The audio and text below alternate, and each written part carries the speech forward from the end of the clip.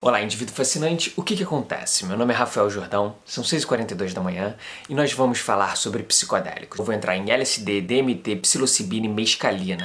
Etimologia. Essa palavra, psychedelic, ela foi cunhada mais ou menos ali em 1957, né? E justamente porque, eu não sei se você sabe, mas lá atrás era mais comum a pessoa que está prescrevendo uma substância, ela experimentar a substância, porque tu tá dando isso pro teu paciente. Faz sentido que você utilize dessa experiência para você saber que efeitos de fato, né, você pode esperar, inclusive, na pessoa que tá na sua frente. Era mais comum isso. No começo, essas substâncias que hoje nós chamamos de psicodélicos, elas eram conhecidas como psychomimetics. É algo como imita a psicose, né? Ela é um tipo de experiência que imitaria os quadros psicológicos conhecidos como psicose. E a pessoa que cunhou esse termo, né, é uma coisa interessante que o Michael Pollan conversou com o Tim Ferriss numa entrevista no South by Southwest. Essa experiência não parece com o que é descrito como uma psicose. Ela é muito, né, mais prazerosa num certo sentido. Não que ela não possa ser aterradora e aterrorizante, mas ela às vezes é simplesmente sublime. E o que acontece é que ele falou, isso não tá muito bem. Então, psychedelic vem de psyche, mente, do grego, e não apenas mente, mas no grego é mente ou alma. Delic é feita visível ou manifesta. Então, psychedelic seria psique feita visível. Eu gosto da palavra psique mais do que da palavra mente, talvez por causa do estudo da psicologia, da psicanálise, né? Esse termo é mais comum, mas entenda psique como mente aí, talvez, ou minimamente a sua realidade subjetiva em algum sentido, mas a sua estrutura psicológica, algo que tem a ver com a sua estrutura psicológica. Então, na experiência psicodélica, a gente tem isso meio que feito visível, feito sensível, né, aos nossos sentidos por meio dos quais a gente interage com esse lado de fora. Então, justamente, é importante perceber isso, que originalmente era tido, para tu ver, né, esse tabu do psychomimetics se perpetua até hoje, e foi reforçado mais ou menos em 1965,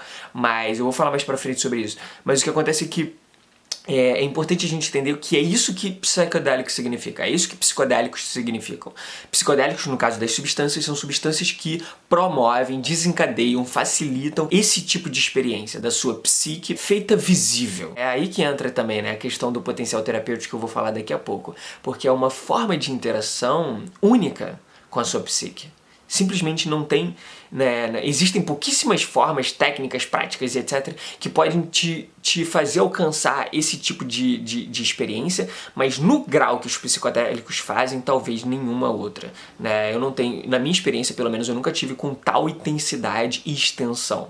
Enfim, esse é o primeiro ponto. Farmacologia e neuroquímica. Peyote é o Lophophora williamsi, o Achuma, o San Pedro, é Echinopsis pachanoi, ayahuasca, caap e chacrona, DMT, NN-dimetiltriptamina, cogumeletos mágicos, né, psilocybin, psilocibina, psilocybe mexicana e psilocybe cubensis, LSD, dietilamida do ácido lisérgico, LSD 25, isso é muito importante, e serotonina 5-hidroxitriptamina. Eu sempre vou trazer, porque eu acho absurdamente importante a gente entender a camada neurofisiológica, ou seja, do funcionamento do nosso cérebro. Qual é a raiz, né, neuroquímica dessas substâncias? LSD, DMT, psilocibina e mescalina. O DMT ele é encontrado na ayahuasca e muitas outras plantas, inclusive no nosso próprio organismo, né? Conhecidamente, na ayahuasca, essa substância é o NN-dimetiltriptamina. Eu vou falar um pouquinho mais sobre ele, né?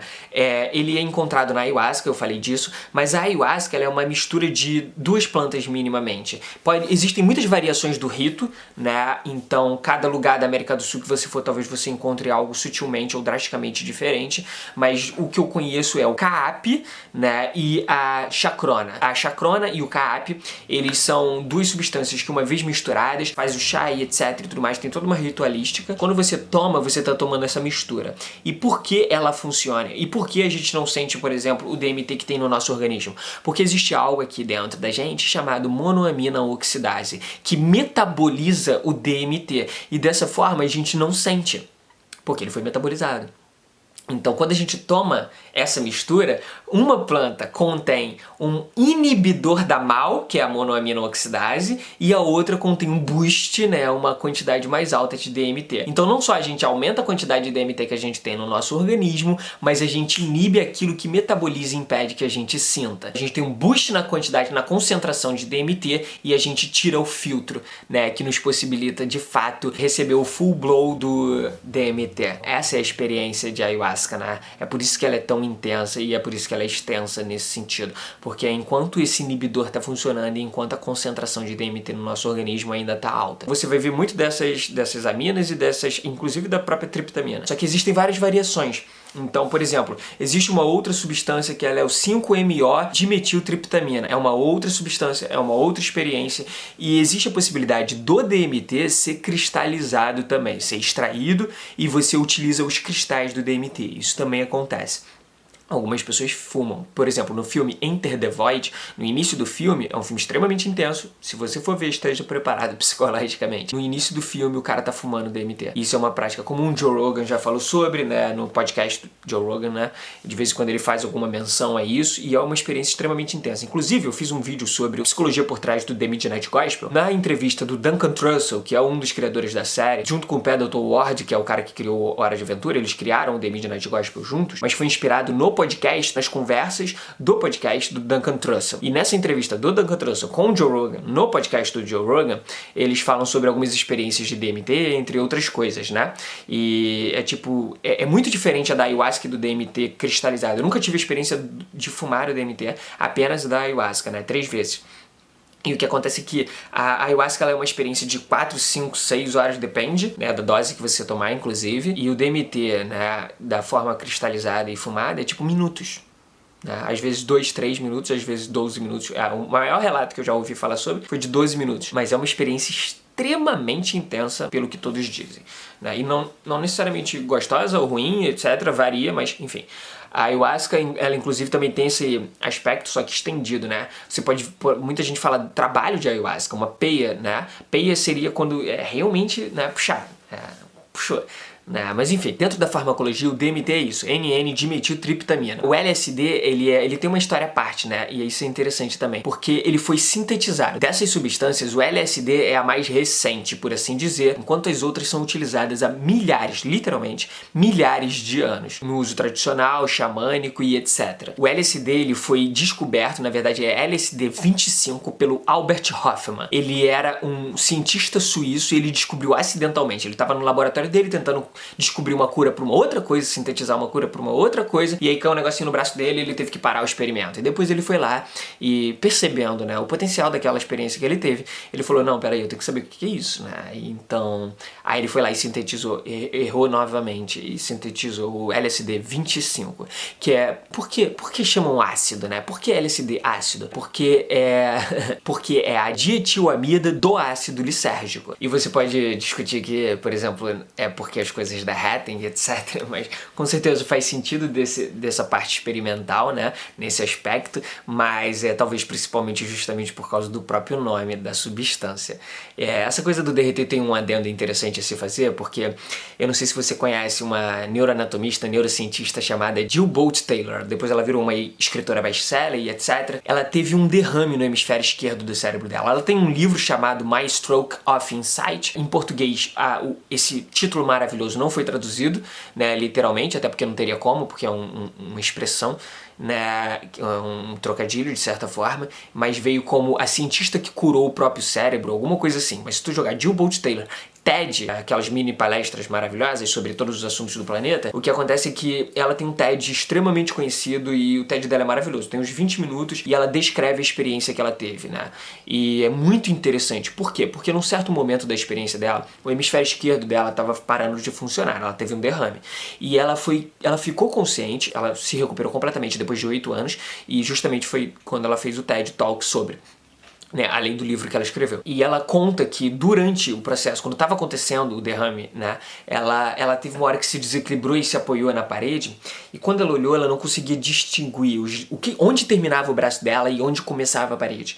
E essa experiência proveniente do fato de que alguma parte do cérebro dela, do hemisfério esquerdo, que era responsável justamente por dar limite às coisas, e isso inclui o braço dela, estava parando de funcionar. Então ela vivenciou o mundo, vamos dizer assim, a experiência humana a partir principalmente do hemisfério direito. Isso proporciona um tipo de experiência que, uma vez você tendo o background da experiência psicodélica, você fala, tipo, eu acho que eu já vivenciei algo desse tipo, sem precisar ter o derrame, né? Então, provavelmente isso tem a ver com a ativação, o estímulo e a desativação e o pouco estímulo levado a partes, né, específicas do nosso cérebro. Eu tenho algumas especulações sobre isso, mas as especulações ficam para outro momento. O que acontece é que é um adendo interessante sobre essa questão do derreter, porque literalmente a gente pode ter uma desativação, né, uma diminuição do estímulo de uma parte do nosso cérebro ou uma concentração numa outra parte que faz com que a gente perceba a experiência sem os limites comuns, né, que a gente tem, que a gente aprendeu e etc. Então isso é um adendo interessante a fazer sobre esse ácido e sobre esse derreter tão fortemente associado à experiência lisérgica. Ok, essas duas, DMT e LSD, foram as moléculas fáceis de falar sobre. A mescalina e a psilocibina são um pouquinho mais difíceis. A mescalina, não vou falar o nome porque é um nome né, é gigantesco, né? Eu coloco aqui na tela. Ela é encontrada principalmente, ou mais conhecidamente, né, mais popularmente, no peyote, um cacto que tem eu acho que mais no México, mas talvez na América Central. E o San Pedro, ou San Pedro, né, ele é original do Peru, aqui na América do Sul, e ele é mais encontrado nessas regiões, não no norte, né, em contraste com o peyote. A mescalina, ela ficou muito conhecida pelo livro do Aldous Huxley, né, publicado em 1954, que se chama The Doors of Perception, né, e veio, acho que a tradução literal, As Portas da Percepção. Volta e meia, cito Castanheda, né, e ele fala sobre, nos dois primeiros livros, enquanto ainda parece que vai ser sobre as plantas de poder, como ele chama no livro, apesar de ter um fungo entre elas, mas ele cita, né, a mescalina, ele tem experiências com peyote, mas o livro depois se desdobra para uma coisa extremamente mais profunda e diferente. Minha experiência não é com o peyote, a minha experiência com essa substância foi com o Wachuma, que eu acredito ser uma experiência muito mais sutil do que a experiência muitas vezes descrita como extremamente intensa, proporcionada pelo peyote, né? Eu tive numa cerimônia aqui no Rio de Janeiro, numa cerimônia xamânica mesmo, né? O cara veio do Peru, trouxe, etc. E foi extremamente interessante. No final, inclusive, teve uma aplicação de rapé que mudou minha perspectiva sobre o rapé, assim. Enfim, um adendo para um outro momento. Mas o que acontece é que essa é a mescalia, propriamente introduzida. E a última substância que eu quero falar sobre, para depois linkar com a questão neuroquímica, é justamente, bem-vindo, psilocibina, muitas vezes conhecida por cogumelos mágicos, né? E às vezes as pessoas simplesmente conhecem como psilocybe. E você tem o psilocybe cubensis, você tem o psilocybe mexicano, e provavelmente você tem muitas outras variações dessa substância, onde ela pode ser encontrada, ou talvez do próprio psilocybe. Né? O que acontece é que você quebrou o cogumelo, tá azul, provavelmente é psilocibina. Inclusive de ontem pra hoje, eu acho também, porque já venho falando disso há um tempo, não só por causa disso, né, porque eu já falo disso há muito tempo, mas eu sonhei com o psilocybe. E não cheguei a tomar, né, mas foi uma experiência interessante porque eu nunca conseguia encontrar o cogumelo no sonho. Não sei porquê. Eu vou ter que simbolicamente decifrar essa questão, mas dessa vez eu encontrei, inclusive eu estava meio que numa piscina cheia deles. Eu fui pegando assim, falando sobre. O que acontece é que a psilocibina, ela é uma das substâncias para mim mais interessantes. Eu tive duas experiências com o cogumelo, uma comendo de fato o cogumelo, a outra tomando o chá, né? As duas em nature, né? E na natureza, in natura, e foram experiências muito sutis, muito gostosas, muito Foram as melhores experiências, talvez, que eu tive com psicodélicos. A psilocibina, ela é muito interessante, ela também tem um nome muito complexo, por isso que eu não vou falar aqui, o nome químico. E o que acontece é que essa substância é uma das mais promissoras em termos de estudo. É por isso que eu deixei ela por último para falar sobre, porque essas 4 substâncias, elas se ligam majoritariamente ao sistema serotoninérgico. E é isso que é muito importante entender. O fato dessas substâncias, desses compostos, terem uma similaridade com uma molécula chamada 5-hidroxitriptamina. Lembra das triptaminas? 5-hidroxitriptamina é a que você normalmente conhece como serotonina. Por causa da similaridade desses 4 compostos com esse hormônio neurotransmissor natural do nosso organismo, eles se ligam majoritariamente ao sistema serotoninérgico, aos neuroreceptores de serotonina. E com exceção talvez do LSD, que tem alguma ligação dopaminérgica, mas nem de perto, né, dos opioides e etc. O LSD não chega de fato causar, se chama drug seeking behavior, né, que é você procurar aquela, não causa vício nesse sentido. Mas é a substância que mais tem alguma coisinha a ver com o sistema dopaminérgico. E essas substâncias, existe um monte de tabu sobre elas, né? Inclusive sobre a toxicidade, os efeitos e etc. Em geral, essas substâncias não causam vício.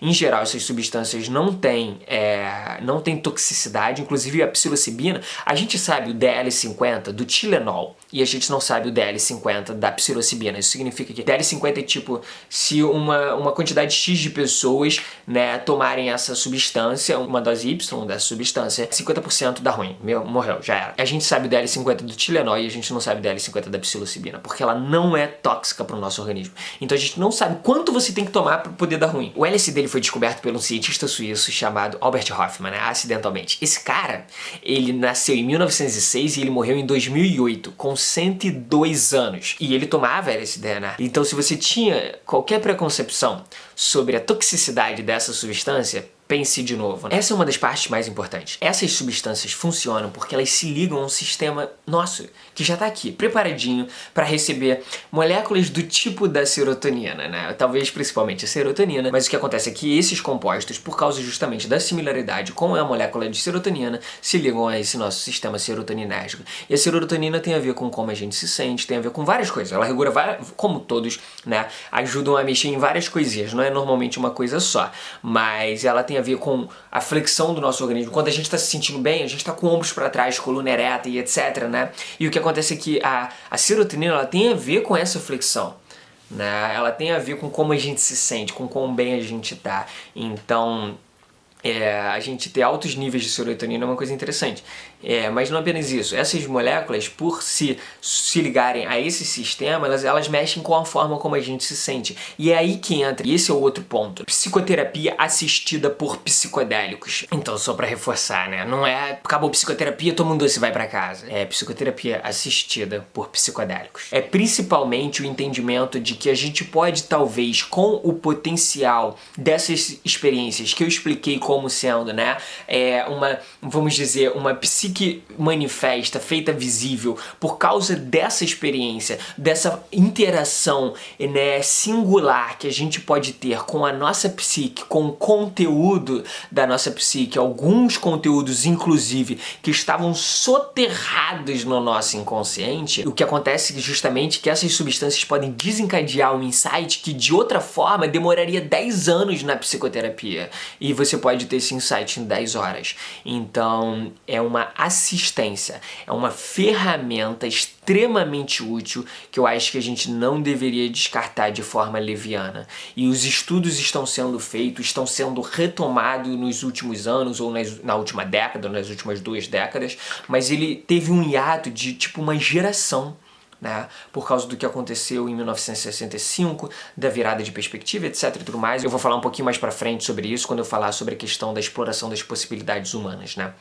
Mas saiba que houve um hiato a partir de 1965 e começou a se associar várias coisas a essas substâncias, e quem queria estudá-las de forma séria, né, foi simplesmente ridicularizado, e era você perder sua carreira se você tentasse fazer isso. Então pouquíssimas pessoas continuaram fazendo e quase nenhuma conseguiu dar realmente prosseguimento porque não recebia verba. né? Não tinha fundos para fazer os estudos, as pesquisas e etc. Então, é muito importante que a gente entenda que são substâncias químicas. A gente precisa tirar todo esse tabu, toda essa ignorância de cima delas, tadinhas, né? As substâncias químicas, os compostos, os psicodélicos não tem a ver com a nossa ignorância. Essas substâncias, não é que elas são remédio para tudo, não é isso. Né?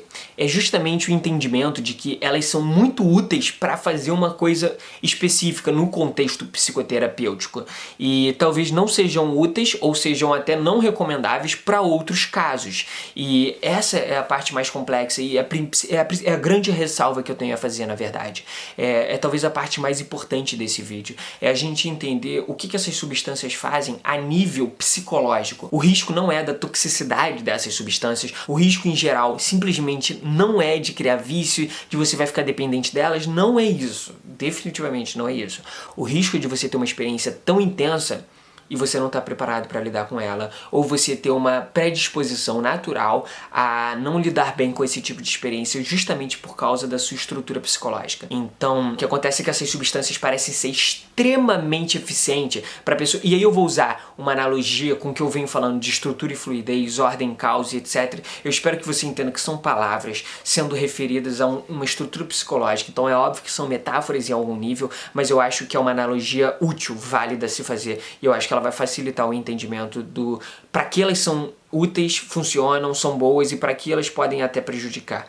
Então, muitas vezes vou dar um exemplo, né? Muitas vezes quando você vai numa experiência de ayahuasca, numa cerimônia de ayahuasca, num lugar mais organizado, eles vão primeiro fazer uma mini entrevistazinha, né? Perguntar algumas coisas, ou talvez você vai preencher uma ficha. Isso não talvez numa tribo e etc, mas provavelmente se tu for na cidade vai rolar alguma coisa desse tipo. Então, o que acontece é que você vai ter você vai ali e eles vão te perguntar: você tem histórico de surtos psicóticos, de esquizofrenia, de alguns transtornos de personalidade, etc, né? Na sua experiência individual, mas na família também? E por que isso é importante? Porque as substâncias psicodélicas, elas têm um efeito que abre ainda mais, ou causa uma disrupção da sua estrutura psicológica, sendo o pico dessa experiência a dissolução do ego. Durante a experiência psicodélica, você pode ter uma experiência tão intensa que você não consiga lidar com ela. E você pode ter uma predisposição natural para uma estrutura psicológica mais caótica e isso te prejudicar, ou você pode ter uma tendência natural, né? Ou enfim, uma estrutura psicológica mais rígida, né, tendente ao excesso de ordem, e isso ser muito para você não conseguir lidar com o fato de não ter essa estrutura. Então, o que acontece é que essa experiência que muita gente fala de dissolução do ego é isso. Você tem essa imagem de quem você é, e do mesmo jeito que no sonho, quando você parece que você vai morrer, você fica desesperado, quando o seu ego acha que vai morrer na experiência psicodélica, ele dá uma mini surtada. Ele vai espernear até acontecer. Então, é muito importante que a gente saiba disso e a gente não fique tão identificado com o desespero do ego ali. Apesar de, na experiência normal, isso ser útil em algum nível, principalmente para nossa sobrevivência, mas e nossa individualidade, etc. Mas o que acontece é que na experiência psicodélica, você está indo ali quase que para isso. E é por isso que ela é uma revolução da forma como a gente vê o mundo. Porque no momento que acontece isso nas experiências mais intensas, né? Numa experiência sutil e tal, fraquinha, você não vai sentir isso. Mas nas experiências mais intensas, quando acontece essa dissolução do seu ego, você, entre aspas, alguma coisa ainda está ali. A experiência ainda está acontecendo. Ela é totalmente diferente da experiência que você tem normalmente. Mas você ainda está ali. E é por isso que existem relatos e relatos e documentários e os estudos estão sendo feitos na direção justamente, por exemplo, de pessoas com um diagnóstico de câncer terminal.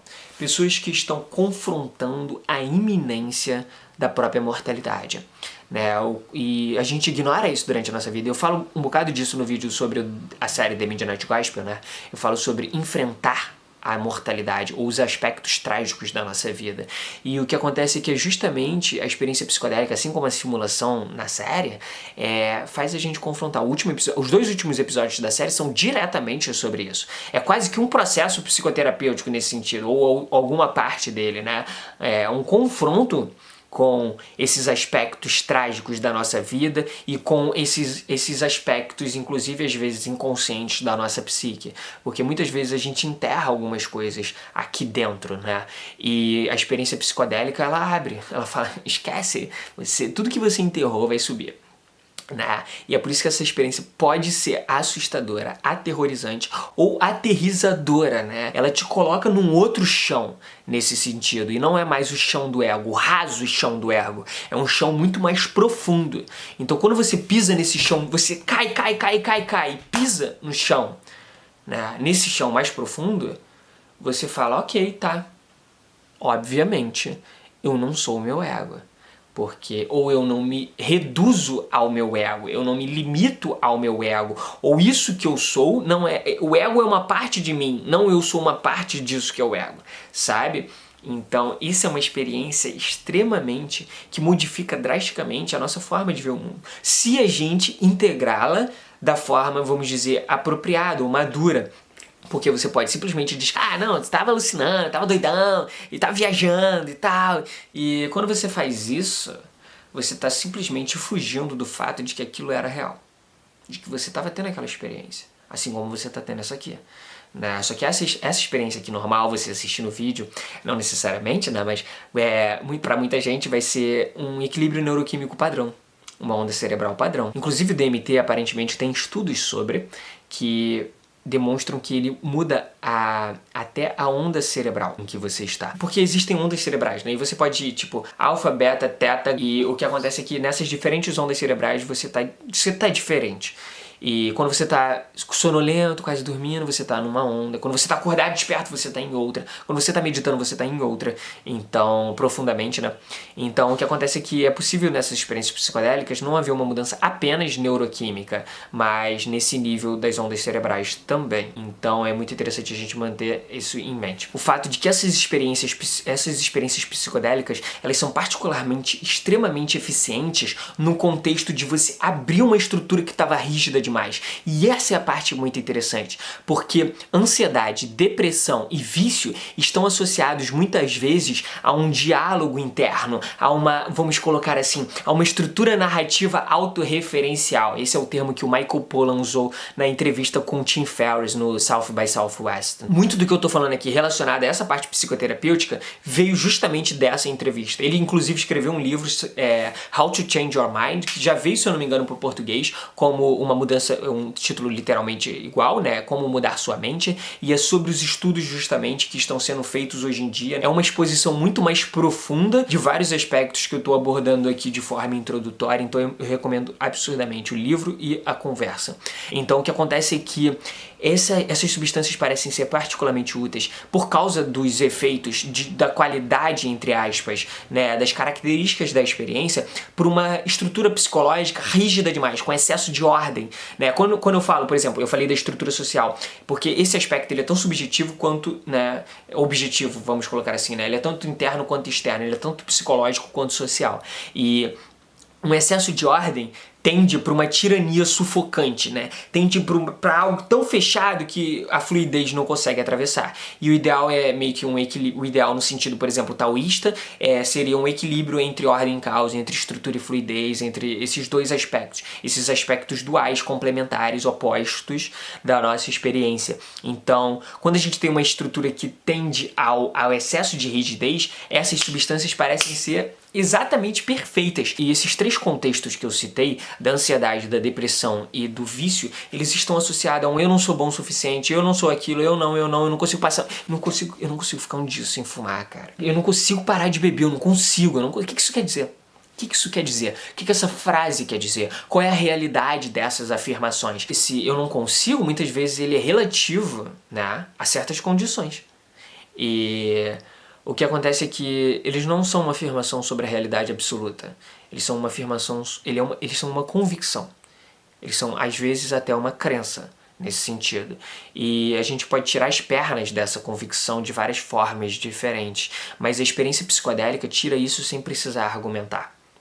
porque ela te proporciona uma experiência onde esse diálogo interno não está acontecendo. A gente já tem imagens do cérebro funcionando em certas substâncias, por exemplo, psilocibina e tal, e o que acontece é que você espera que numa experiência tão intensa, teu cérebro esteja, né, blá, blá, blá, e isso acontece no nível de sinapses e etc. Se tu pegar um cérebro com psilocibina e um cérebro normal, entre aspas, esse de psilocibina tá com muitas sinapses acontecendo, muito mais do que num cérebro normal, entre aspas, né, sem essa substância.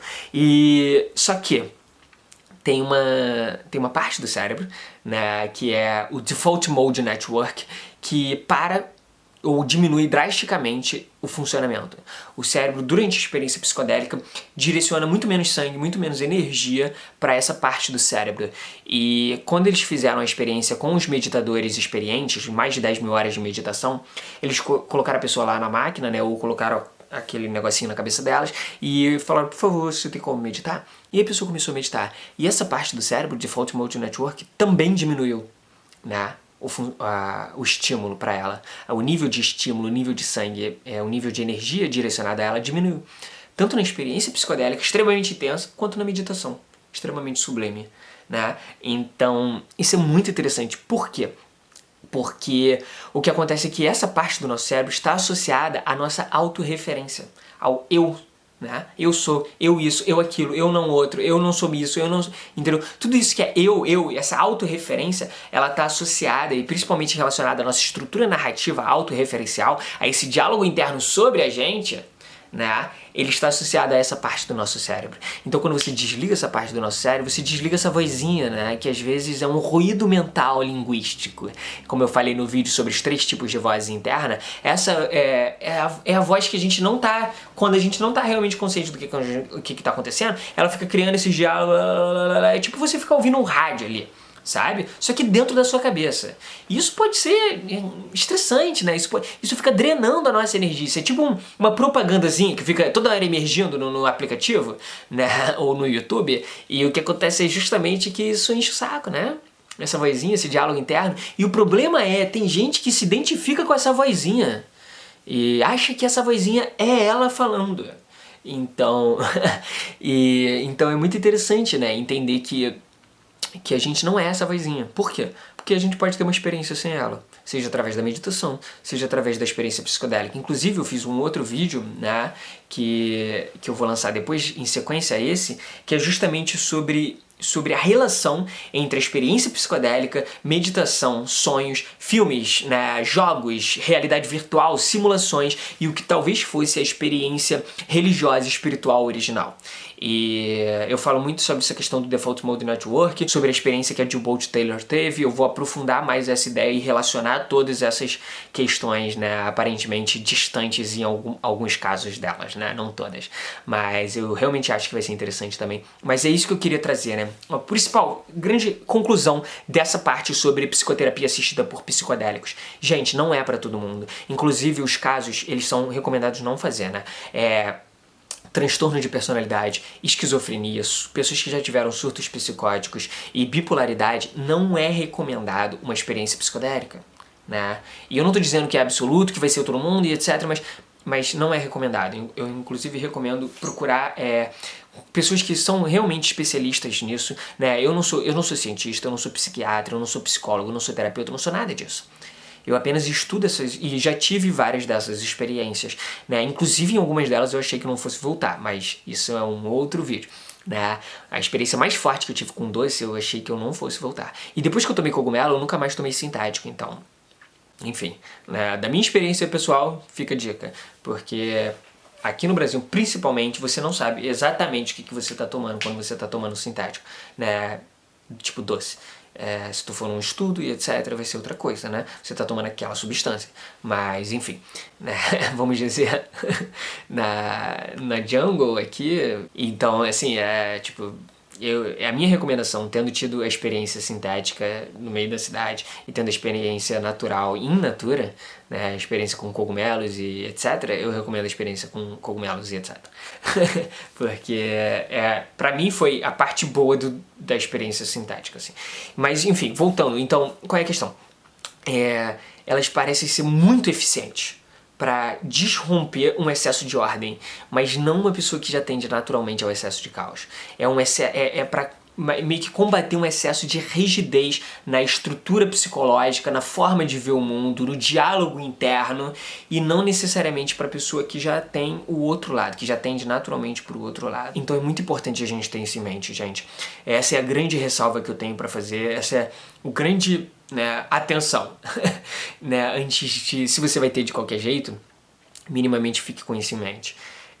Se você tem algum histórico familiar ou na sua própria experiência de algumas dessas coisas que eu citei, do transtorno de personalidade, bipolaridade, esquizofrenia ou surtos psicóticos, não é recomendado. Ao contrário, pro excesso de ordem, rigidez na sua forma de ver o mundo, na sua forma de lidar com as coisas, né? Excesso de estrutura, a ponto dela ser sufocante, bem-vindo, né? Essa experiência é particularmente recomendada para você. E essa é a grande ressalva. Tipo, não é pra todo mundo e não é pra uma parte das pessoas todos os momentos, né? Por isso que no inglês eles falam muito de set and setting, né? Como você tá aqui dentro e como tá o seu lado de fora. Porque se você vai ter uma experiência de dissolução do seu ego, é melhor que você tenha num lugar que você se sente seguro. Porque, pasme, você vai se desesperar, ou uma partezinha de você vai se desesperar. Pode ser um desespero lá no fundinho, tipo, uma parte de mim tá desesperada. Ou pode ser uma coisa que vai vir até aqui, depende do quão identificada você tá com essa vozinha. Porque dependendo do quão identificada você tiver com essa vozinha você vai achar que é a sua voz, né? Então é interessante a gente perceber isso. Quando a gente tá no sonho e a gente acha que a gente vai morrer, na verdade o que tá ali meio que morrendo é a nossa imagem, é o nosso ego. É a representação simbólica do nosso ego, né? Dramatizada. E durante a experiência psicodélica é meio que isso. Quando você percebe que esse ego, ele começa a se desesperar e ele tenta convencer de que você é ele, né? Então ele vai te colocar medo. E é importante você se acalmar e você ir além disso. E não tentar resistir, porque você se amarrou num foguete. Então se prepara para a viagem, né? Então essa é a grande diferença também, né? Das duas experiências. Uma é extremamente intensa e a meditação é extremamente sutil. Então você vai devagarzinho, né, adentrando esse lugar onde não tem vozes. Mas durante a experiência psicodélica, tipo... depois de 45 minutos, 1 hora... Você simplesmente atravessou o espelho ou caiu no buraco de coelho da Alice. Então, gente, a pergunta que todo mundo faz: psicodélicos é pra todo mundo? Vamos todo mundo simplesmente tomar? Não. Psicodélicos simplesmente não é pra todo mundo. Tem pessoas que se tomarem uma vez, tipo, vão ter uma experiência tão aterrorizante, ou ela já tem uma tendência natural a uma estrutura psicológica mais caótica, que talvez isso flipe elas totalmente pro outro lado. Então não é recomendado para todo mundo. É muito importante a gente ter consciência nesse movimento, responsabilidade, assumir, né, a responsabilidade sobre a gente pelas nossas ações e ter consciência do que a gente está fazendo. Eu tô trazendo isso principalmente porque tem muita gente que nunca ouviu falar dessa diferença. Inclusive eu só ganhei clareza total sobre ela na conversa que o Michael Pollan teve com o Tim Ferriss, né, sobre essa diferenciação feita por um cara que aconselhou ele, justamente, tipo, não é uma panacea, não é um remédio para todos os males. Parece ser particularmente útil e talvez isso se desdobre depois de forma mais específica, refinada, sofisticada, mas num primeiro momento eu acho que isso é uma boa coisa para se ter em mente. Essas substâncias parecem ser particularmente eficientes para pessoas que têm um excesso de rigidez na estrutura e não um excesso de caos. Então, elas são particularmente eficientes para as pessoas que têm essa estrutura narrativa fixa e autodestrutiva sobre elas mesmas, associada à ansiedade, associada à depressão e associada ao vício. Não quer dizer necessariamente que curou esse aspecto, você está livre da sua depressão. Não estou falando isso. Às vezes a depressão está associada a um baixo nível de um certo hormônio, por uma deficiência de alguma glândula ou alguma coisa. Então você vai ter isso como uma assistência e minimamente isso vai ajudar no aspecto psicológico dessa experiência que você está vivenciando, subjetiva, interna, mas também fisiológica. Então, um aspecto, uma camada vai ser extremamente assistida pela utilização dos psicodélicos nesse sentido. E ela vai estar associada justamente a esse diálogo interno autorreferencial, né? E muitas vezes, nesses casos, destrutivos ou limitantes. Então, é isso. Quando você pisa mais fundo do que o ego, você percebe pela sua experiência pessoal que você não é ele. Algo que pode demorar muito tempo através de outras técnicas. E essa é a diferença também. Durante um bom período da minha vida, eu fiquei preso na questão do intelectual, né? E eu interpretava as coisas e eu achava que eu sabia. Só que sabedoria é diferente de conhecimento. Eu entender intelectualmente não significa que eu experimentei isso de forma prática no meu dia a dia, né? Então, a experiência psicodélica, ela me proporcionou a experiência prática direta de muitas das coisas que eu entendia intelectualmente. Só que isso é drasticamente, isso é uma outra camada. A camada intelectual é totalmente diferente da camada prática. E o conhecimento ele vem da camada intelectual, mas a sabedoria ela vem da camada prática. Então essas experiências pessoais, a experiência direta, seja através da meditação, seja através dos psicodélicos, é uma forma de você chegar no entendimento prático, direto disso que você vai estar falando sobre quando você fala da dissolução do ego. E não simplesmente você aceitar intelectualmente, concordar com isso, legal essa ideia e tal e tudo mais. Não é isso. É tipo, você sabe, você sente, seu corpo sente, você sente, seu corpo sente entre aspas, né? Você sente que você não é só isso, a imagem que você tinha de você.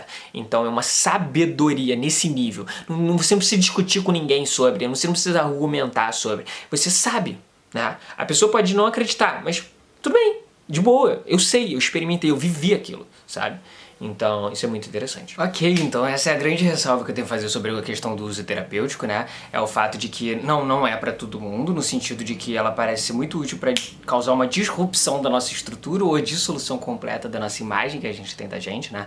Do nosso ego, e isso pode ser extremamente desesperador, assim como nocivo até para as pessoas que já tendem naturalmente para um excesso de caos, né? Mas as pessoas que estão no lado da rigidez, bem-vindo, isso é pra você. Uma coisa muito importante, só pra concluir essa parte do uso terapêutico, são os estudos extremamente promissores que estão sendo feitos. Eles já eram feitos em 1940, 1950, mais ou menos, né? Acho que principalmente 1950, mas eles estão sendo retomados depois desse grande hiato que aconteceu. E esses estudos são principalmente relacionados à psilocibina e à LSD. Né? Existem alguns feitos com MDMA, mas eu não estou entrando nisso porque não é bem um psicodélico clássico, vamos colocar assim, né? Que é o êxtase, né? A bala, enfim. Mas os estudos do MDMA, eles são feitos principalmente para estresse pós-traumático, né? E tem muita coisa promissor também nessa seara, mas aí é uma outra coisa.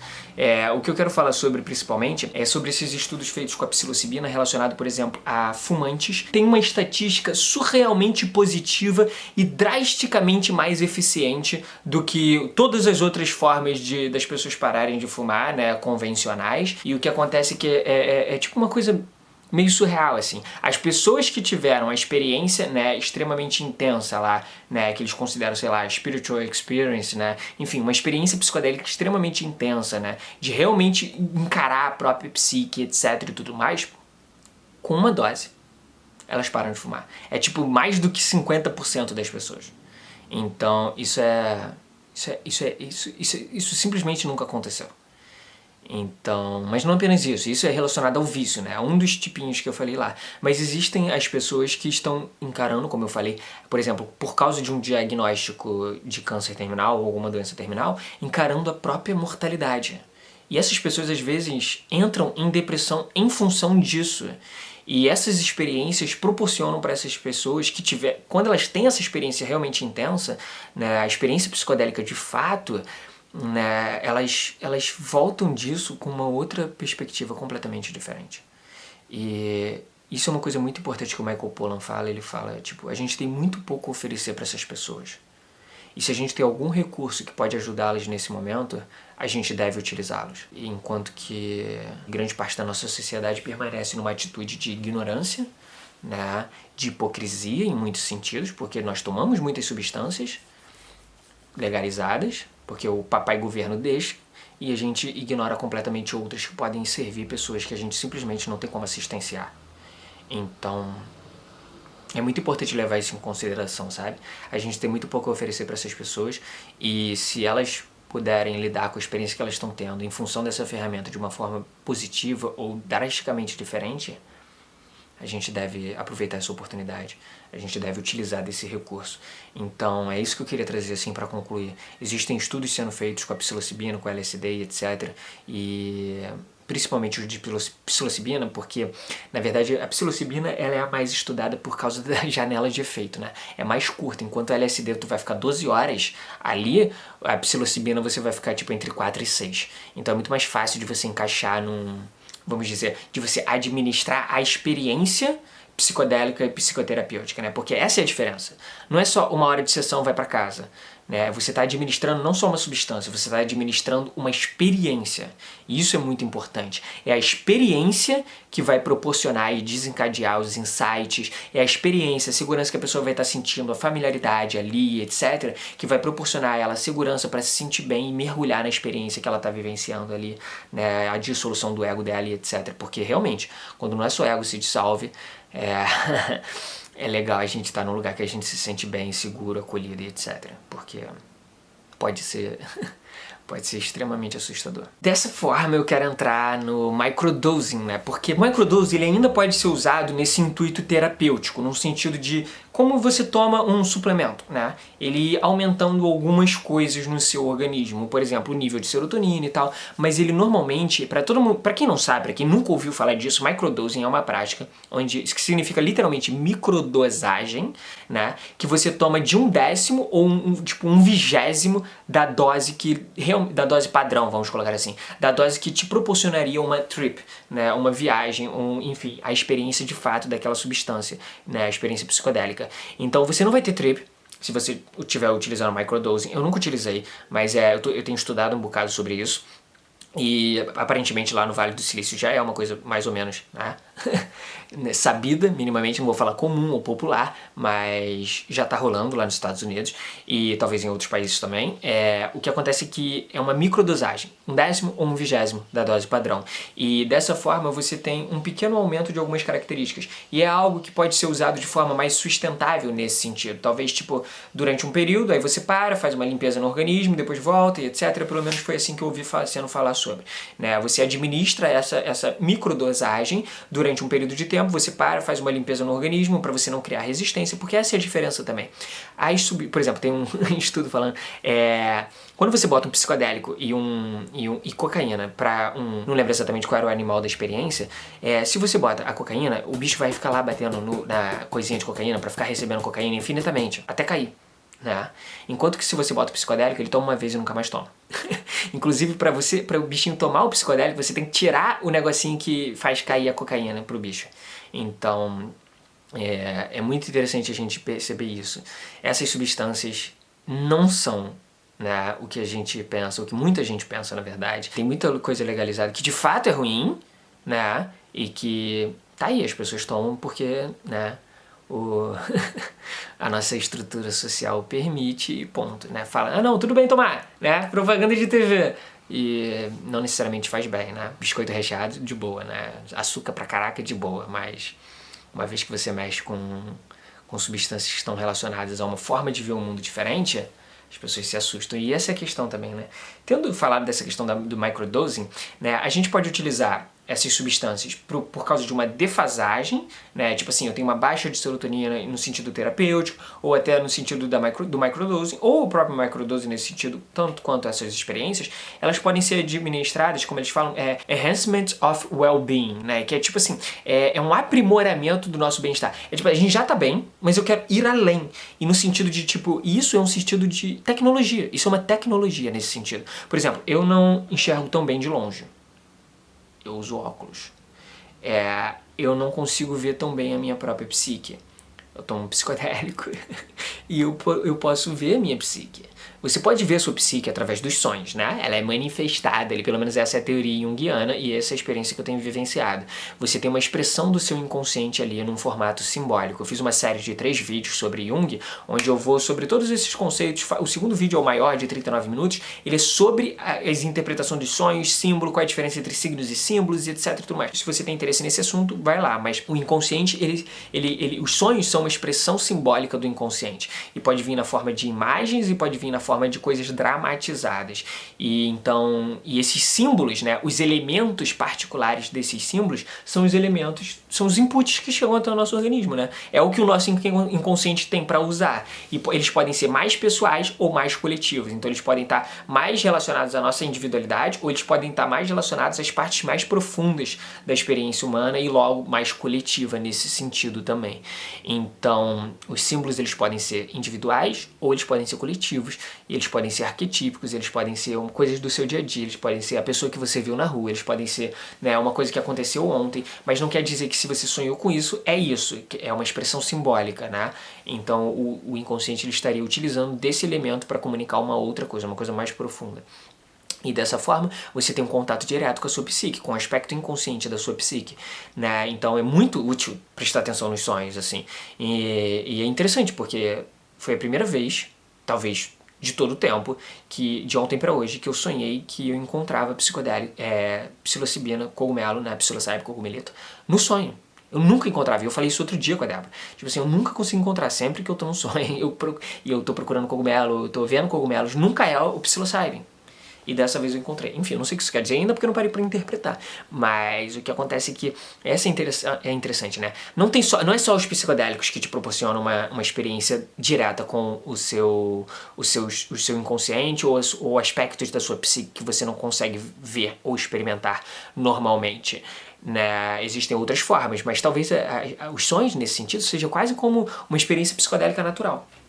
A meditação, ela te dá alguns aspectos do que a experiência psicodélica também te dá. Mas não é, tipo, você não tenta que a meditação seja a experiência psicodélica. Não é isso. A meditação é a meditação. Ela vai te proporcionar um tipo de experiência. A experiência psicodélica é outra. E essas duas experiências têm coisas em comum, né? Inclusive, alguns insights desencadeados em comuns.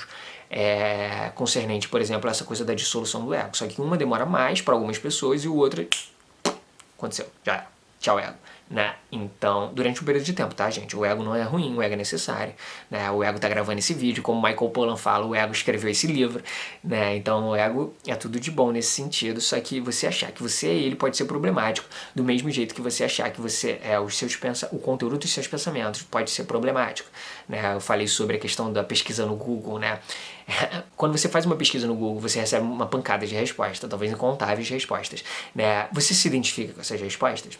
Não. Porque tem resposta de tudo quanto é canto sobre quase qualquer coisa ali relacionada ao que você perguntou. Então a nossa mente ela funciona de forma parecida. Quando você direciona a sua atenção, você está fazendo uma pergunta. Ou quando você está aqui em algum lugar, você está fazendo pergunta o tempo todo. Então se você não sabe como calar essa voz, é você não saber desligar. É como se o Google estivesse jogando informação para você o tempo inteiro. Quando você foca na sua respiração, quando você respira, etc. e tudo mais, é como se você silenciasse essa voz, você aprende a diminuir ou calar completamente o diálogo interno.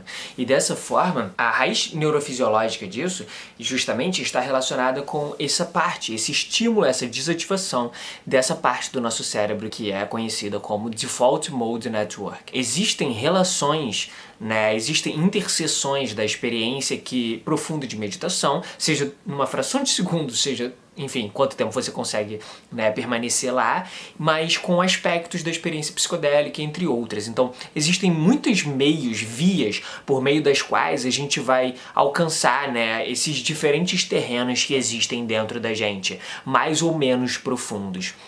E essa é uma analogia que eu acho válida trazer sobre essa questão, propriamente entrando no assunto, né, na temática, na última parte, que é desbravar as possibilidades humanas. O que eu quero trazer é que imagina se fosse proibido, como por exemplo acontece em alguns lugares ou durante alguns períodos da história da humanidade, de você ser proibido de sair do seu país.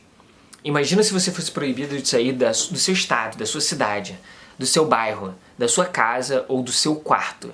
E essas barreiras, essas imposições sobre os limites das suas possibilidades de deslocamento é algo que fere, se não for num momento extraordinário e extremamente bem justificado, fere um dos nossos principais sensos, que é esse de liberdade, de nós podermos expressar as nossas possibilidades, se isso não está afetando as outras pessoas de forma negativa.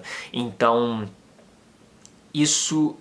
esse deslocamento externo, esse impedimento do nosso deslocamento externo iria ferir a gente, algo na gente, um valor da gente, esse valor da liberdade. E ele vai ser maior ou menor em diferentes pessoas, mas isso acontece em relação à nossa própria consciência, né? Em relação à nossa própria subjetividade, em relação às possibilidades humanas, o que eu estou chamando aqui de possibilidades humanas, tanto da experiência psicológica subjetiva interna, né, quanto da experiência externa, objetiva, né? E, enfim, social, concreta de uma certa forma, né? Mas nesse sentido de tipo, quando você tá numa experiência psicodélica, né, no sentido psicológico, você tá tendo uma experiência com a manifestação, né? Você está fazendo visível aspectos da sua própria psique, e às vezes aspectos inconscientes. Quando você está sonhando, você está fazendo isso também. Quando você está meditando, é uma coisa um pouquinho diferente. Você está simplesmente desligando, é uma outra ferramenta para desligar aquela parte. E o que acontece é que nessas três experiências, você está, por causa das peculiaridades relacionadas, intrínsecas a esses três lugares internos, por assim dizer, você começa a ver o mundo de maneira diferente. Porque quando você experimenta coisas diferentes, você vê, interpreta, sente e aborda o mundo de maneiras diferentes. Porque o que eu vejo, como eu vejo, e se eu vejo de outra forma, isso interfere, isso muda, né? Isso altera, expande, amadurece, aprofunda a forma como eu estou interpretando. Porque quando você vê de forma diferente, isso abre diferentes possibilidades de interpretação, novas associações. E quando você tem novas interpretações, o seu corpo, né? Quando o seu corpo percebe de forma diferente, você se sente de forma diferente. E quando você se sente de forma diferente, isso motiva ações diferentes. Você enxerga vias, né, pelas quais você pode abordar aquilo que são distintas das anteriores. Então, é muito interessante que uma diferente forma de ver está conectada com uma diferente forma de agir. E é esse ponto que eu falei lá atrás que ia citar em relação ao que aconteceu em 1965, né? Em relação a, vamos dizer, a reação desproporcional por causa de, até certo ponto, um uso generalizado dessas substâncias. Uma coisa que o Roland Griffiths falou que eu achei muito válida trazer pra vocês, então eu anotei. O episódio é Psychedelic Science, do Making Sense, é o nome do podcast, e o episódio é Psychedelic Science, é do Sam Harris com Roland Griffiths. E esse cara é, tipo assim, ele tá na vanguarda, ele é a ponta da lança desses estudos. Ele abriu muitas desse caminho aí, né? E tá abrindo ainda, né? Nesses estudos com os psicodélicos e etc. Por causa da posição dele, ele teve como botar isso pra frente de uma forma bem mais eficiente. Eu traduzi livremente, né? Mas a questão é, ele coloca esse assunto, ele coloca dessa forma. A potência que essas substâncias têm de desestabilizar as instituições culturais existentes. E ele coloca isso num contexto que eu achei muito interessante e é meio que uma forma de você entender por que o governo e subsequentemente a mídia reagiu desproporcionalmente ao que aconteceu, né? Por exemplo, nos Estados Unidos e as proibições que se seguiram a partir disso, né? Aquela questão do Schedule 1, do fato dessas substâncias serem vistas, né? Simplesmente criminalizadas por causa de uma visão extremamente distorcida e obviamente hipócrita, né, ou minimamente extremamente ignorante sobre o seu funcionamento e etc e tudo mais, né, o que acontece é que essas proibições foram em função disso. Porque uma vez que você entende que quando você tem um uso generalizado de substâncias, as pessoas podiam estar preocupadas justamente com a questão psicológica, ou elas também, né, ou talvez principalmente, com o fato de que quando você vê o mundo de forma drasticamente diferente, você começa a agir diferente. Então você começa a questionar o fato de que, tipo, eu não acho que essa guerra é uma guerra válida, por exemplo, o que aconteceu no Vietnã. As pessoas começam a questionar coisas que elas não questionavam antes. Então existem, né, interesses que vão ser feridos por essa forma, por essa mudança na forma de ver o mundo e consequentemente mudança na forma de agir. Então quando você sente algo tão maravilhoso, né, dentro de você, tu tem uma experiência tão intensa que você modifica, reformula a sua hierarquia de valores, a forma como você valoriza as coisas à sua volta, e isso está relacionado à mudança na forma como você vê as coisas à sua volta. Então quando você muda a sua estrutura de valores, a forma como isso reflete nas suas ações também modifica. Por exemplo, né, você para de comprar um monte de coisa externa, né, um monte de aparatos para suprir um vazio interno, porque agora você encarou esse vazio interno e você teve que lidar com aquilo durante a experiência. Isso modificou a forma com que você olhava para você mesmo. Isso modificou a forma como você olhava para a maneira como você estava agindo. E isso pode fazer com que, por exemplo, você pare de consumir exacerbadamente coisas que nem de fato são úteis para você. Então, eu não tô falando vire minimalista, eu tô falando simplesmente que existem mudanças na nossa forma de agir que estão diretamente relacionadas com as mudanças na nossa forma de ver o mundo. E isso é uma coisa que pode causar uma disrupção na nossa estrutura social. E entenda, existe valor em manter a estrutura social. A atualização, ela precisa dos dois aspectos. Ela precisa da conservação e da transformação. Uma vez em Yang, né? Estrutura e fluidez, ordem e caos. Uma vez que você entende isso, uma vez que você entende o aspecto, a importância do aspecto de conservação, você pode modificar. Mas o problema é que, em geral, as sociedades ou elas são extremamente bitoladas para o lado da estrutura, ou elas são extremamente bitoladas para o lado da fluidez. Ou seja, ou é muita ordem ou é muito caos. Então, ou é tirania ou é destruição completa da sociedade. E é importante a gente aprender a equilibrar esses aspectos. Mas o que aconteceu lá atrás foi, teve um boost, né? Teve um aumento gigantesco na fluidez, no caos, né? Na disrupção, na transformação, e aí houve uma overreaction, né? Teve uma reação desproporcional, né? E impositiva, ou seja, teve talvez um excesso de caos, mas que é uma compensação inconsciente de muitos anos de muita ordem. Então houve um excesso de caos, né? Uma exploração intensa dessas possibilidades aqui desse lado, desse aspecto da vida, e uma reação do outro aspecto. Então, excesso de caos é né? Tirania e, de certa forma, no caso, no sentido de imposições e excesso de estrutura, e a gente demorou muito tempo para se recuperar disso. E agora, né, de umas 2 décadas talvez para cá, que a gente de fato tá ganhando terreno nesse aspecto, tá começando a equilibrar de novo e encarando dessa vez de forma ainda mais madura, preocupado com as possibilidades, né, das reações, encarando de forma ainda mais madura como a gente pode lidar com essas substâncias, tendo todos os aspectos ali certinhos e etc e tudo mais. Então era isso que eu queria trazer para você dentro dessa questão da possibilidade humana, porque essas substâncias, elas não só para suprir uma defasagem em algum aspecto, para o princípio psicoterapêutico, para microdosing, elas são também uma tecnologia que estende o nosso alcance. E nesse aspecto, principalmente, ou talvez minimamente, da perspectiva da psicologia, da psicanálise, etc, né, da psicologia analítica, é uma forma da gente...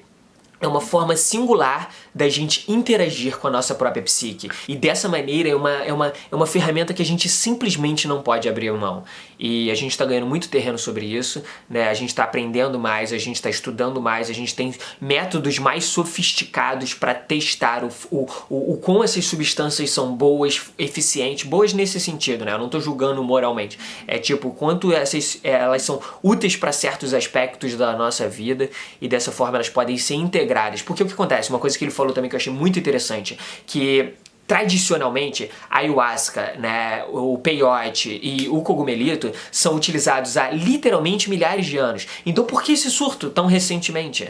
Porque o que acontece é que na nossa estrutura social, seja lá nos Estados Unidos, seja aqui no Brasil, seja em várias outras estruturas, nós não temos uma tradição onde rituais são integrados. Por exemplo, aqui no Brasil existem os povos nativos que conhecem esses rituais há milhares de anos, e esses rituais estão integrados a, vamos dizer, a tradição, e eles são de certa forma até controlados, né? Existe uma estrutura que está dentro da cultura, né? Que está dentro da tradição, enquanto que a gente, quando a gente entrou em contato com essas possibilidades, a gente não tinha ritual, a gente não tinha tradição, a gente não tinha um background. Então, vamos dizer, a parte mais velha da nossa sociedade, as pessoas mais antigas, os anciãos e etc, eles não tinham quase qualquer conhecimento dessas substâncias, o que elas eram e etc.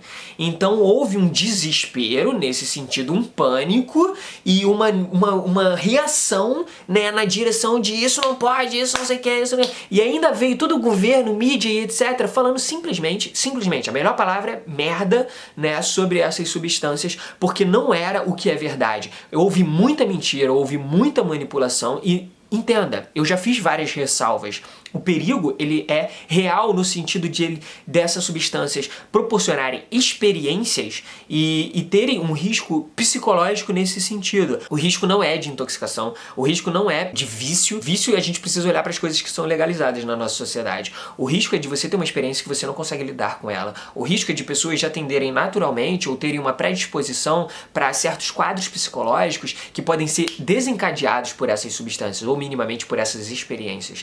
Então, Então, o que acontece é que justamente o perigo é real, ele só não tem nada a ver com o que é falado sobre normalmente.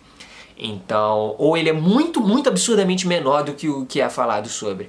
Então, vamos olhar de maneira mais madura, né? Como eu falei no início, vamos tirar o tabu de cima dessas substâncias, tadinha delas. Elas não têm a ver com a nossa ignorância. Então, uma outra forma de entender isso, tipo, sobre essa questão do ver, interpretar, sentir e abordar, é que a resultante prática das suas diferentes formas de ver o mundo muda, né? Pensa em vetor mesmo, né? Você tem um vetor e um vetor pra cá, você vai pra cá. Quando você enfia um vetor pra cá, mesmo que um pouco, não é que você vai necessariamente para cá, porque existem outros vetores, né? Mas você definitivamente vai mudar a direção para qual você andaria. Então, o que acontece é que as forças que nos atravessam são diferentes. E quando a gente tem uma experiência tão absurdamente intensa quanto a experiência psicodélica pode ser, isso modifica a nossa forma de ver o mundo. E aí a resultante prática das nossas formas de ver o mundo muda. Porque antes a gente, por exemplo, eu podia ter só uma forma de ver o mundo, eu encarava o mundo assim, né? Então eu ia pra cá. Quando eu começo a encarar o mundo assim, eu começo a ir pra cá. Porque isso, né, eu somo esses vetores e ele resulta num lugar diferente, numa direção diferente. Então é muito interessante a gente ter essa imagem em mente. Cada camada, ela pode ser entendida como um vetor. Então a psicologia me coloca numa direção, a filosofia me coloca em outra. Às vezes essas direções estão alinhadas, mas a ciência pode me jogar pra cá. E aí tem outra forma de ver o mundo que ainda não foi, né, entre aspas, regularizada, conceitualizada, que ela me joga pra cá. Então, tipo, quando eu penso na resultante de todas essas forças, isso vai me dar uma direção. E dependendo de uma força pode ser muito mais forte que outra. Então eu poderia ir pra cá, mas essa força aqui é tão intensa que esse vetor foi basicamente desconsiderado e eu fui basicamente pra cá. Então tem isso também, né? A intensidade da experiência, ela soma, né? A força da experiência soma na resultante. Só mais uma imagem pra facilitar o entendimento, né? Sobre essas questões, mas era basicamente isso que eu queria trazer pra você no contexto de que essas substâncias servem como uma forma de desbravar as possibilidades humanas e ter essa via, esse acesso limitado é extremamente perigoso. E o fato da nossa tradição não ter uma tradição que integra de fato, né, de maneira eficiente a utilização dessas substâncias e etc e tudo mais, isso é parte do que motivou esse vídeo, esse primeiro vídeo sobre esse assunto. Por quê? Eu quero dar uma larga, extensa e talvez até um pouco profunda introdução sobre esse assunto para que a nossa conversa adiante possa ser mais bem informada, possa se basear num mesmo terreno, num terreno que se baseia em palavras de pessoas que são neurocientistas, pessoas que são filósofas, pessoas que são, né, estão na vanguarda dos estudos sobre essas substâncias, pessoas que têm anos de experiência prática e científica disso, pessoas que passaram a vida inteira estudando, e é por isso também que uma vez eu fazendo um resumo, eu vou te dar todas as referências que eu utilizei para falar sobre todos esses assuntos, né? Sobre tudo isso que eu abordei aqui, porque eu acho que dessa forma, mesmo todas elas talvez sendo em inglês, você ainda consegue achar conteúdos a partir disso que vão te informar de forma interessante também. Então, vão te dar o background e a base, para além do que eu tô trazendo aqui, que vão te possibilitar mergulhar com até maior profundidade, mas pode ter certeza. Esse não é o último vídeo sobre esse assunto. Inclusive, eu já gravei um vídeo que eu vou lançar em sequência desse, que é sobre a relação, né, como eu falei, da experiência psicodélica, sonhos, meditação, e eu vou aprofundar mais isso, a questão do Default Mode Network, etc. E se prepara porque vai ser um mergulho interessante. Ok, resumão, o que acontece? Vamos lá, eu vou pegar até meu papel aqui, porque, primeira coisa, etimologia, o que de fato significa essa palavra, né? Psychedelic. Psyche, mente, alma, né, do grego antigo, e delic é feito visível, manifesto, né? Antigamente ela era conhecida como psychomimetics, né, que imita o estado psicológico da psicose, e depois se percebeu que na real não é bem assim, né? Então esse histórico é muito interessante. Farmacologia, né? E por que eu citei essas substâncias, né? Porque eu já tive experiências com as 4. Como eu citei ao longo do vídeo, eu já tive 3 experiências com a ayahuasca, 2 experiências com o cogumelito, uma experiência com o cacto San Pedro, o Wachuma, e uma quantidade aí de experiências com doce. Então, o que aconteceu? Esse foi o motivo, assim. E essas substâncias só funcionam porque elas têm uma ligação com uma similaridade com a molécula de serotonina, né, 5-hidroxitriptamina, e dessa forma elas se ligam ao neuroreceptor. Alguns dos neuroreceptores, tem 7 além dos subtipos de neuroreceptores de serotonina. Então isso é importante saber também, por que elas funcionam nesse sentido neuroquímico minimamente.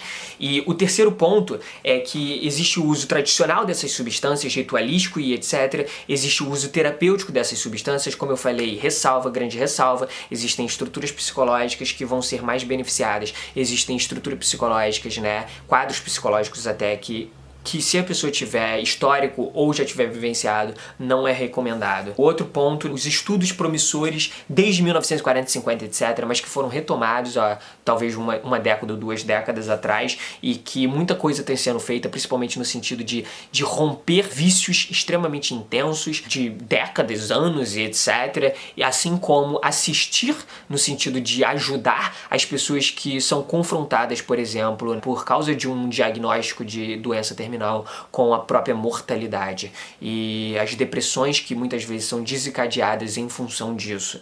Então esse é um outro ponto muito importante também. Depois eu falei o que é microdosing, né, que é essa microdosagem, literalmente, que pode ser utilizada de formas diferentes, tanto no sentido de você, né, se levantar aos poucos, suprir uma certa defasagem, ou no sentido de você simplesmente ir além de onde você está. E é aí que entra a analogia com a tecnologia, no sentido da gente alcançar além do que a gente alcança, e justamente com esse último ponto que eu trouxe, de desbravar as possibilidades humanas, de ter outras vias de acesso à nossa própria psique, à nossa própria subjetividade, mas também a outras formas de ver, interpretar, sentir e abordar diversos aspectos da nossa experiência, inclusive a nossa própria sociedade, né? E é por isso que teve todo aquele backlash lá em 1965 e etc.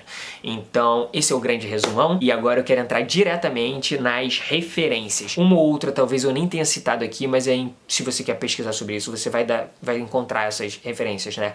Albert Hofmann, né, o cara que descobriu, cientista suíço que descobriu o LSD-25, Richard Alpert e Timothy Leary, que foram as duas grandes referências. Inclusive, se não me engano, eles foram expulsos de Harvard, eles eram professores lá, ou pesquisadores lá, e eles foram expulsos, né, de Harvard. Teve maior controvérsia em relação a isso, porque eles popularizaram, de certa forma, o LSD, né? Então, enfim, tem muitas coisas sobre isso que são interessantes também. Se eu não me engano, o Richard Alpert que depois ficou conhecido como Ram Dass. Terence McKenna é um grande porta-voz com extrema eloquência e, né, um tempero de loucura interessante, né? Que grande porta-voz dos psicodélicos e etc. Até o final da vida dele, um cara extremamente interessante, tem documentários feitos sobre ele e, enfim, vale muito a pena dar uma mergulhada nesse buraco de coelho. E Aldous Huxley e Carlos Castaneda eu recomendo. Carlos Castaneda eu tenho aqui, né, tipo 7 livros.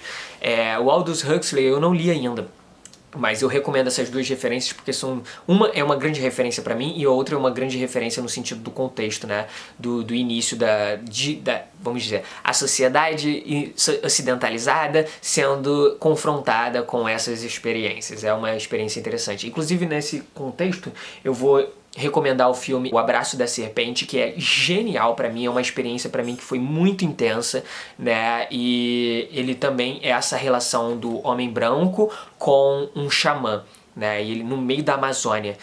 O filme é todo em preto e branco, é uma obra de arte ao meu ver, e é um soquinho no estômago em alguns aspectos, assim. Então é muito interessante pra gente ver como esse impacto não necessariamente é tão positivo, tanto da cultura, né, que veio e etc, quanto da perspectiva dos povos nativos. É muito interessante. E das referências mais novas, eu quero citar o Roland Griffiths, que eu falei várias vezes, e eu vou citar alguns episódios de algumas coisas também, porque o Roland Griffiths, ele é o cara que está na vanguarda desse estudo lá no Johns Hopkins, nos Estados Unidos. E ele foi convidado, né, no podcast do Sam Harris, Making Sense, por um episódio que é genial, que se chama Psychedelic Science. E eu absurdamente recomendo esse episódio com Roland Griffiths, mas eu também recomendo um episódio que se chama Drugs and the Meaning of Life. Esse episódio é o Sam Harris contando lá atrás, né, na experiência dele, como foi uma das experiências que ele teve no Nepal e etc, em algum lugar lá, e extremamente interessante, assim, né. O Sam Harris, ele ele já teve, tipo, juntando mais de quanto? 200? 2.000? Não sei. Uma quantidade meio surreal de horas, assim, de silêncio. Acho que são 2.000 ao longo de toda a vida dele, né? Eu não sei, ele tem uma quantidade surreal de horas em retiros de silêncio, meditação, e hoje em dia o que eu tô pegando sobre meditação vem principalmente do Sam Harris. É uma abordagem bem interessante, assim, até porque ele é um neurocientista e filósofo, né? Então, enfim, é um viés interessante por meio da qual interpretar, né, as experiências da meditação e etc. Então, tanto o Roland Griffiths enquanto tal, quanto o episódio, quanto o próprio podcast do Sam Harris e os outros episódios que ele fala sobre isso, né? Inclusive, no final do episódio do Roland Griffiths, ele chega a contar um pouco da experiência dele. A mais recente, depois de 25 anos, com 5 gramas de psilocybin. Tem o Tim Ferriss e o Michael Pollan, né, que eu citei várias vezes, esse episódio, e tem um talk do Tim Ferriss com o Michael Pollan, que é genial, e o Michael Pollan, ele escreveu o livro, né, How to Change Your Mind, que é como mudar sua mente, e justamente ele, nessa entrevista com o Tim Ferriss, ele entrega muita informação valiosa, e muita informação que eu inclusive trouxe para esse vídeo. Então, eu acho que duas pessoas a se procurarem. O Tim Ferriss fala de maneira bem expressiva também sobre os psicodélicos, de forma, né, variada. Ele tem outros episódios de podcast sobre esse assunto, e vale dar um bizu, assim. Michael Pollan e Tim Ferriss, tu bota Michael Pollan, Tim Ferriss e SXSW, South by Southwest, né? E o livro do Michael Pollan é Como Mudar Sua Mente. E aí você tem, por exemplo, como eu citei, o Alex Grey, que é um artista surreal, um pintor que, sério, é difícil até entender o quão detalhadas são as obras que ele faz, assim. E são a partir das experiências visionárias, né? As experiências que ele vê, né, certas imagens, etc, ele traz pra cá e ele pinta essas imagens, é simplesmente genial. E eu quero também trazer o Paul Stamets, que é um grande especialista em fungos em geral, né, micologista, eu acho que é esse o nome que se dá, e esse cara ele também é uma das pessoas que estão na vanguarda, mas ele está na vanguarda mais de uma coisa específica, mas ele fala muito sobre psilocybin, etc. Então, se você quer enveredar pro caminho do psilocybin, todas as informações são né, muita coisa encontrada com esse cara.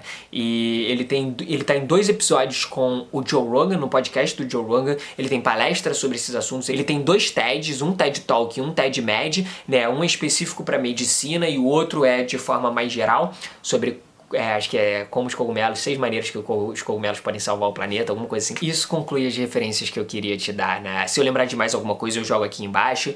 Existem filmes, séries, etc. Eu fiz um vídeo sobre o The Midnight Gospel, né? Então, obviamente, recomendo Duncan Trussell e etc. Né? Assim como o próprio episódio do podcast mais recente, do Joe Rogan com o Duncan Trussell. Eu também recomendo, é uma coisa interessante. Os 30 primeiros minutos já te dão uma noção do que tá acontecendo. Conclusão, o que acontece? Eu fiz tudo isso, todo esse vídeo, né, para justamente trazer uma primeira camada de conversa sobre esse assunto, para que a gente possa progredir, aprofundar, mergulhar, né, especular, tudo isso a partir dessa base. Então, eu realmente espero que tenha sido extremamente fascinante e útil para ti, e se de fato fez sentido para você, e se você acha que pode fazer sentido para uma outra pessoa, compartilha, porque é isso que faz de todo esse movimento algo sustentável. Se você tem amigos, amigas e etc, outras pessoas interessadas, seja na parte farmacológica, seja na parte técnica, seja na parte etimológica, seja na parte da exploração das possibilidades humanas, seja alguém com quem você já entrou, mergulhou numa trip junto, independentemente do que seja, compartilha com essa pessoa, compartilha no grupo de WhatsApp, compartilha no grupo do Instagram, compartilha no grupo do Facebook, compartilha onde for, porque quanto mais gente a gente informar nesse primeiro momento, quanto mais gente a gente colocar na mesma página, mais facilmente a gente vai progredir na direção de trazer um entendimento mais amadurecido e mais profundo sobre essas substâncias. Então eu realmente espero que tenha sido útil pra ti, que tenha sido fascinante. A gente se vê no próximo vídeo, no próximo post, no próximo podcast. Meu nome é Rafael Jordão.